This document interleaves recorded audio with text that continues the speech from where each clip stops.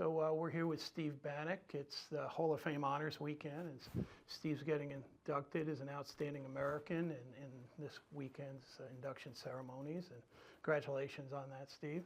I would like to get started with a question. I mean, how did yourself and the Banach brothers get involved in wrestling back many years ago in New York? Yeah, well, first of all, thanks for having me. We had, as you might expect, a little bit of a competitive bent to us from, just in the DNA, I think, and we were all, a year apart, so that helped in terms of, our size and being able to, play, well with each other, and most of that experience involved, physical activity, being out on a football field, baseball field. Around the 7th, 8th grade time frame for Ed and Lou and then myself in 8th grade, we met some pretty influential people in our life. Mr. Phil Chase, who was a teacher in our school system, science teacher in our school system, coached the modified program, and we were encouraged to go out for that sport because it kind of fit our personalities. And, Coach invested in us, as did a lot of other coaches and teachers, and so 7th and 8th grade turned into a high school experience for us, and we met probably the most influential coach and teacher in our lives, and Dr. Mark Fowler.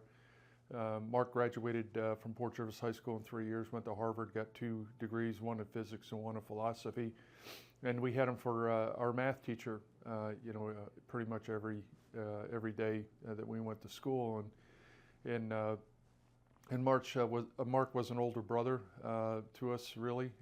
He was initially about 20, 30 pounds heavier than we were, and so we really couldn't compete with him on the mat, but that didn't stop us or him from wrestling, with us, and it was an iron sharpens iron kind of deal, because if you didn't do well in your math homework, you got the wrestle mark in wrestling practice. But Mark poured into us like nobody else. He took us to our first wrestling camp. He took us to the 1976 Olympic trials. I was a junior in high school. Ed and Lou were sophomores. And so he always put the bar higher than maybe we thought we could actually compete at. And by doing that, we got better, and got better pretty fast. And so an awful lot to Mark, but also the other coaches and teachers who coached and mentored us and taught us along the way. Yeah, and I was a high school wrestler in the late 70s, and my brother was a couple times state place winner, so we went up to state meets, and we always just marveled and enjoyed watching the Banach brothers in Port Jervis, the big, strong kids that just looked like they really knew how to wrestle well. What was it like wrestling with your brothers on those teams? It had to have been unique because, you guys are not just great individually, but people identified you as the brothers that were, really successful. Well, we wrote a book called Uncommon Bonds, A Journey in Optimism, and we had uncommon bonds, and by through the Lord God, we were put on this journey together, and as some people know, many don't. We lost our family when Ed and Lou were 3 and I was 4, and due to a house fire in northern New Jersey, and we were put and stayed in the basement of a church in Lafayette, New Jersey, for a period of time until we got put in adoption homes, and those initial homes were temporary until we got to Alan and Stephanie Tooley, who eventually adopted us later on. But the camaraderie that we had after you lose your family, we had 14 children and 2 parents, and after you lose your brothers and your sisters, there's what I experienced was an additional sense of needed security. I needed my brothers, they needed me, and there was a bond that just formed there that was really just unique from our perspective. And so we did everything together. Everything was a competition, and sometimes those competitions turned into fist fights, and all of it, or bench press competitions or curling competitions or whatever the competition would be. But it was one of those things where you would do anything for your brother, and that continued up through our college years, and and even beyond. But it was a really, really unique relationship and love for them, I feel very blessed to have them in my life. Now, college, you went to Clemson, right? And, Yes. I mean, they ultimately went to Iowa, right? Yeah. But talk a little bit about your college career. I mean, obviously, that was a point when you were at Clemson and they were in Iowa that you guys weren't all together. But what was it like wrestling first at Clemson? And I know you ended up going to Iowa yourself later, right? Yeah, so I got recruited by Wade Chalice, largely due to Mark Fowler.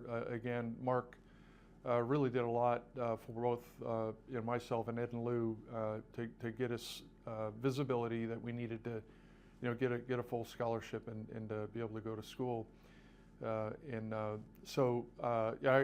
Very thankful to Wade Chalice. He was a fantastic wrestler and coach.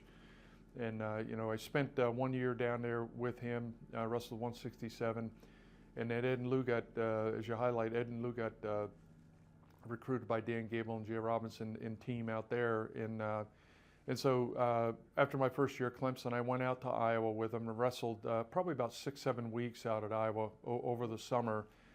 And I realized that Ed and Lou were walking into really an unprecedented situation out there relative to competition. This wasn't Port Jervis. They had just won a national title, and they were getting ready to walk into a buzzsaw. And so I knew my brothers better than anybody else. And when I left Iowa that summer, I made my own decision. I didn't tell them. I made the decision I'm going to wrestle at Clemson one more year, and I did. And I took second in the Atlantic Coast Conference at 190. And I was going to walk on at the University of Iowa because I could see what was coming. I thought Ed would do pretty good. I thought Lou would struggle bouncing from 210 down to 190. Mm-hmm. And sure enough, in January of 1980, Lou quit the team as a redshirt freshman to wrestle 190 pounds. Just bouncing 20 pounds every week was just too much for him. And then, Ed, in his redshirt freshman year, goes out to Corvallis and he wins his first national title as a redshirt freshman. So I really went out there to bring us back together again, to provide the support that I thought they needed, and then also to compete. I wasn't that far behind Ed and Lou at that time, and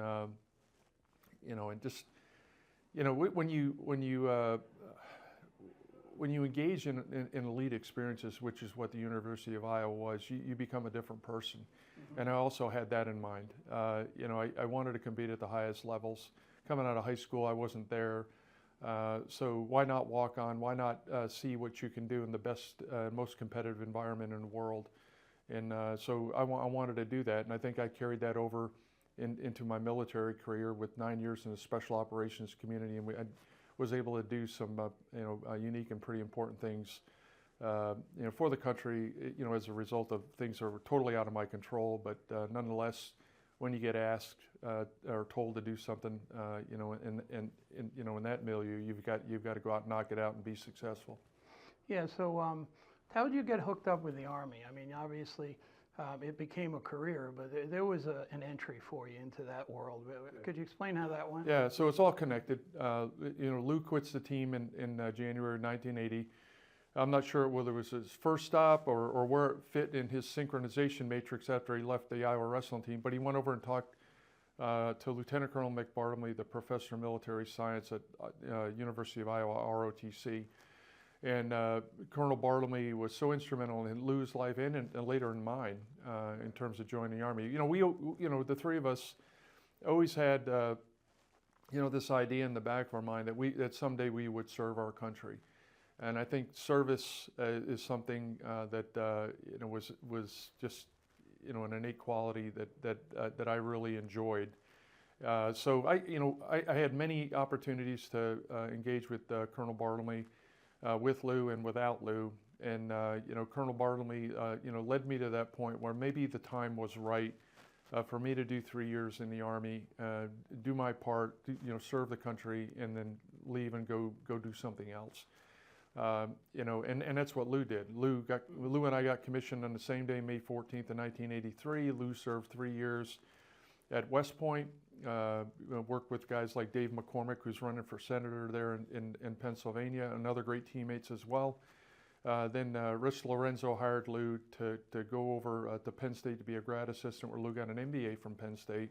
And then I was, my mentor was the father of the modern day Rangers, Major General K.C. Lohr, University of Iowa national grad, 150 heavyweight national champion. And General Lohr, basically, took me under his wing and told me exactly what I was going to do. He said, I'm going to send you to the 82nd Airborne Division. I'm going to put you underneath 2 guys that I know that are former Ranger officers, one a battalion commander, one a brigade commander. If you do well, they'll give you an opportunity to do the next step, which is to serve in a Ranger battalion, which I did. Fortunate enough to serve in all 3 Ranger battalions and the Ranger Regimental Headquarters over the period of 9 years.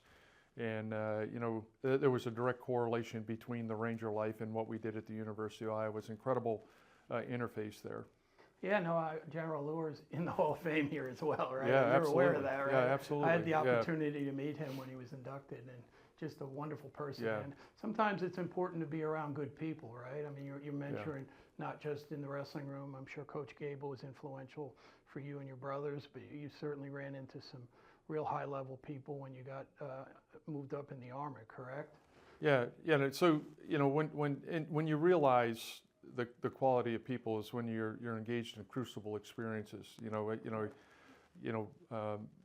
Good or bad. It's participated in 4 different invasions, and at the time you're getting ready to invade a country.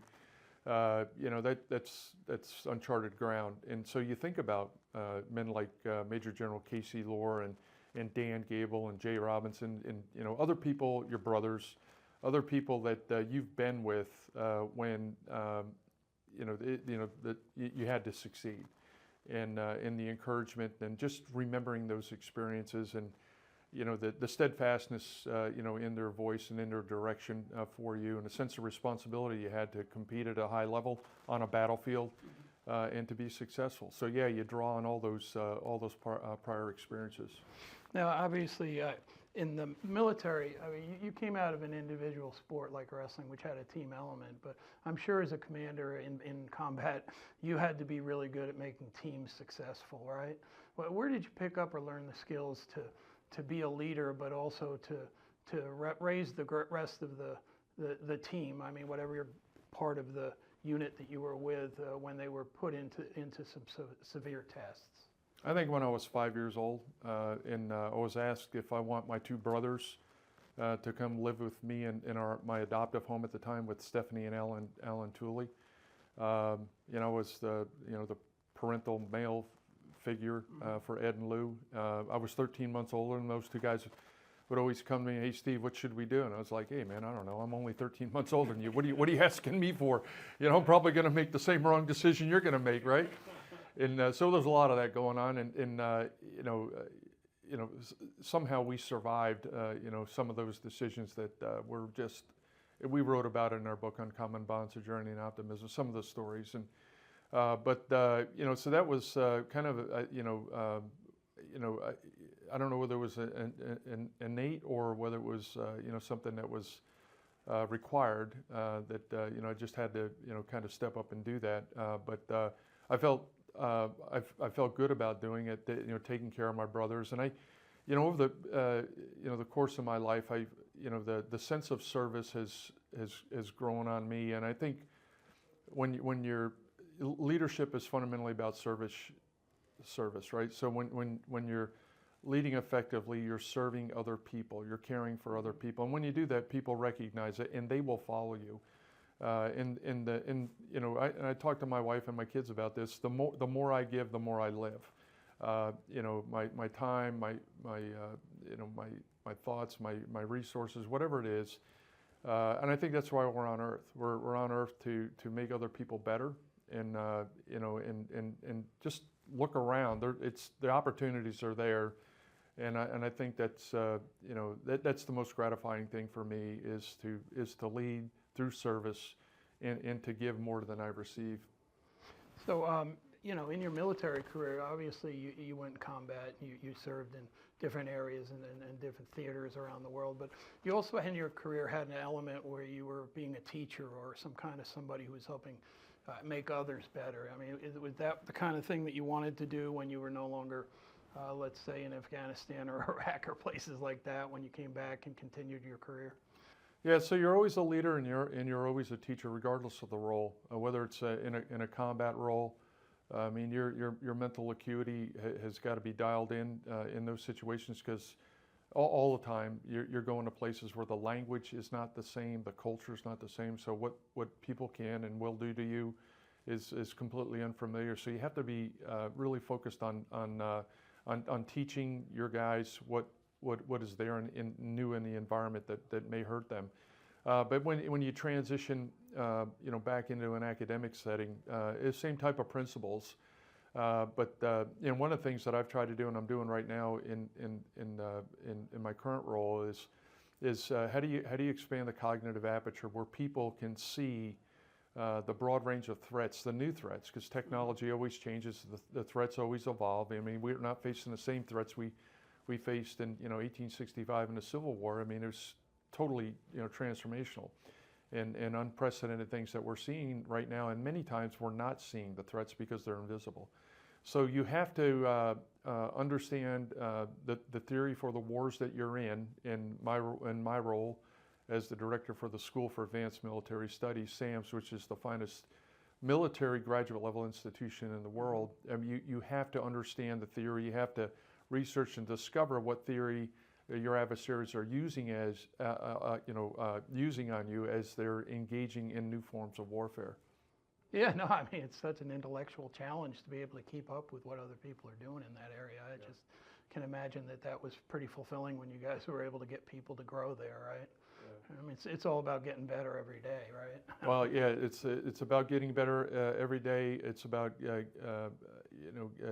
creating a competitive advantage. Mm-hmm. I mean, you have to have a competitive advantage. If you're not, you're irrelevant. And being irrelevant in the security environment is not helpful. Now, obviously, at some point you retired from the Army, but went right into the workforce, into the business, into using the skills you learned there. What's it been like for you in the new roles you've done in your career since you came out of the military? It's been fascinating. I was fortunate to spend 3 years helping develop and teach and promulgate design thinking for the Army, and I've taken that along with all the other leadership aspects of what I learned in various battle spaces, and been able to do the correlation to the private sector. Worked for a 4-star General John Abrams. His father, the Abrams tank, was named after him. Spent 7 years with him, then ran my own company for 2 years. Went back in the military, ran a graduate school for the military for about 4.5 years, and started seeing the threats expand beyond, I think, what we were capable of dealing with in that role. And was really fortunate to meet a CEO who was incredibly bright and really understood the concepts that I was seeing and explaining to him, and now I'm working with him, and we're making some good progress towards the threats to our country. So let's go back to when your teenage years and the Banach brothers were, tearing it up in Fort Jervis, New York, and just getting started with what their lives would be. Could you ever imagine all three of you guys would be in the Wrestling Hall of Fame? And I mean, was that ever even something that you guys were aware of, or did you see that you had potential to do well in wrestling like you did? Well, I'll just start with this. It doesn't matter how you start. What matters is how you finish. Right. And in that process of where you start to where you finish, there's a lot of people in your life. But take a step to the left of that. I mean, there is a Lord God. My Lord and Savior is Jesus Christ. That's my identity, right? Mm-hmm. And it's Ed and Lou's as well. And none of this happens by accident. To think that we did any of this by ourselves is foolishness. But that said, whatever's put in your path, you've got to do something with it. Otherwise, it's wasted. And I would just say that we were blessed we were blessed with some of the best coaches and the best teachers that you could ever want to have at Port Jervis High School. And that little town of 8,000 or 9,000 people has really produced some phenomenal people, in Ivy League schools and in all kinds of professions. And so we were very, very fortunate to have the supporting cast around us, the men and women who really cared about the children, the other children. And then I'll go back to Mark Fowler in particular. Mark, in those competitive years, and I'll use 1976, the Olympic trials. I was a junior, Ed and Lou were sophomores. We're going to the Olympic trials. You got to be kidding me, But we go up to the Olympic trials. I win 2 matches, at whatever weight I was at. I think I was at 147 thereabouts. 145, and Ed and Lou win 2 matches. We lose 2, but we're 2-2. We just beat guys that were out of high school. They were in college. So, I mean, huge step up. And Mark did that for us. He did things that every night he drove Ed, Lou, and I, and 4 or 5 other kids got crammed in the back of his Land Rover, and for 4 years he drove us home every night from wrestling practice, all of us. And because our moms and dads were working and they couldn't come pick us up. Otherwise, at 6 o'clock, we're walking home. It would take us about 30 minutes to get home, and some nights it rained, other nights it snowed, So Mark made an incredible, contribution, into our life in ways that nobody else did. But, a lot of the things that people didn't see were, the things that happened, in our home with Ed, Lou, and I, and the weightlifting contest, and the things that we would do. Ed built a wooden bench press, out of 4x4s, and laying down on that thing. I mean, there was no pad on the wood, and you're cutting your back as into the wood. The heavier the weights, I mean, all 3 of us had like indents on our back where the wood was cutting into us, and that kind of stuff. And we'd have bench press competitions, shoulder press competitions, curling competitions, you name it. If you could compete at it, like walking to school was a competition. If you could, anytime you got the 3 of us together, it was a competition. And normally a couple punches were thrown, and then the older we got, the smarter we got, because we realized that when we threw these punches and they landed, they could actually do damage now, because there was a little bit more, more energy behind them and mass. And so, it was just an invaluable, experience. It was truly the iron sharpens iron, dynamic in our family. Will you have some family out here this week? Usually people try to make it for something like this, right? Yeah. So my daughter Marilyn with 3 of our grandchildren, and she's here with her husband Travis. They're here already. My son Samuel, I just talked to him on the phone. He's driving down. He's going to actually speak on my behalf along with Mark Fowler, who's trying to make it up here. So Coach Fowler's going to be here. Yeah. Huh? Yeah, Mark is my second speaker, and very thankful that those guys volunteered to do that. And then my middle daughter Audrey just had a little boy. His name is George, and so she's not able to make it. It's he requires considerable care and attention. Yeah. But we will see all of them on Monday. We're going on a vacation here on Monday, and so we'll get the family together. A little more low key kind of situation for Audrey and her family. But and I've got our quarterback David Ferris coming in from Port Jervis. He was he was probably the alpha of our football team, and he wrestled, and he was a role model for all of us. He got tremendous grades, really bright guy. Went on, got a commission, got selected to go to West Point. West Point grad, did a full career in the military. It was somebody we looked up to, along the way. So yeah, we've got probably 10, 12 people rolling into town to kind of sharing the experience with us. Well, congratulations. It's been fun chatting with you again, Steve. And obviously, hopefully the weekend is very enjoyable for the people that are coming in to share it with you. Yeah, thank you, Gary. Appreciate it.